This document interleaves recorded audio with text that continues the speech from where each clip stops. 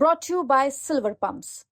Top quality और consistent performance के लिए सिर्फ सिल्वर पंप्स नाम याद रखना।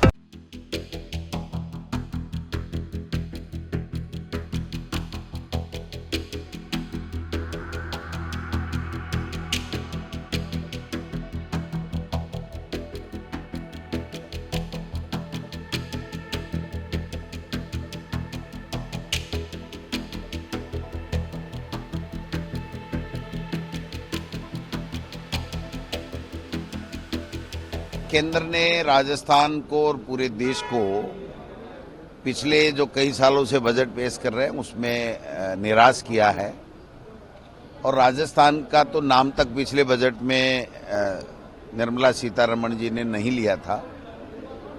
पानी का विशेष पैकेज मिले, पानी की कमी है राजस्थान के अंदर, और सोशल सिक्योरिटी के ऊपर ध्यान दें। कर्मचारी जो वर्ग है वो जो इनकम टैक्स के स्लैब के लिए इंतजार कर रहा है।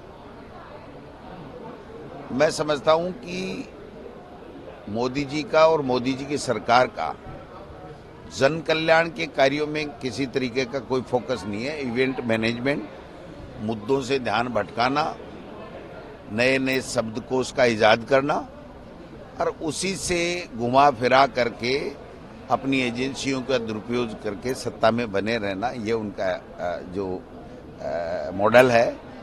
और स्टेट्स में कमजोर नेतृत्व देना जिससे उनकी नेतृत्व को कोई चैलेंज नहीं कर सके, और जो स्थापित नेता हैं उनको साइडलाइन करना।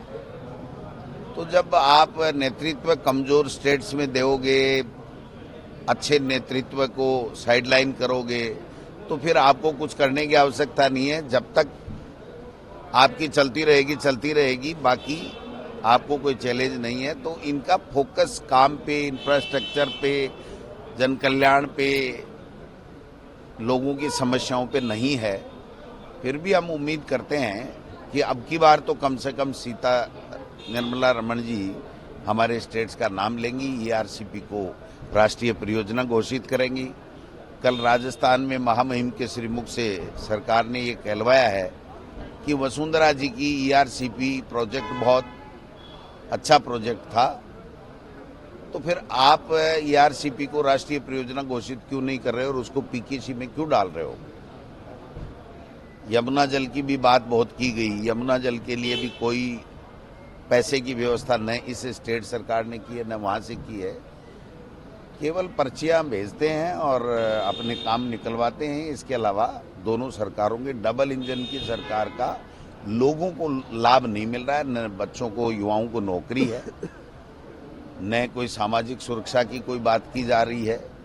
तो ये सारी चीजें देखने वाली होंगी कि आज कैसा बजट केंद्र की सरकार पेश कर रही है। कि गरीब और मध्यम परिवारों के बीच में लक्ष्मी बरसेगी। ये तो आप मीडिया वाले कह रहे हो देखे भाई कुछ दे भी दे।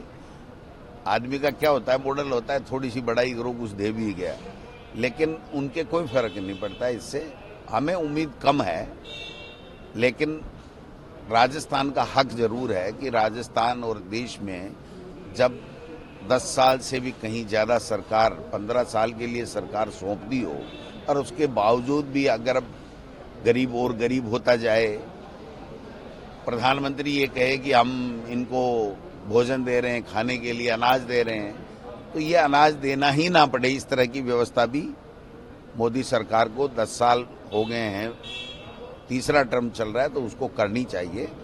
जातिगत जनगणना मोदी जी को करानी चाहिए और मैं उम्मीद करता हूं कि शायद इसके लिए कोई बजट दे करके जातिगत जनगणना होनी चाहिए, जिससे जो पिछड़े इलाके हैं, जो आदिवासी है, उनके लिए अलग से कोई न कोई बजट की व्यवस्था हो, उनके कल्याण के लिए, उनके विकास के लिए। बीजेपी के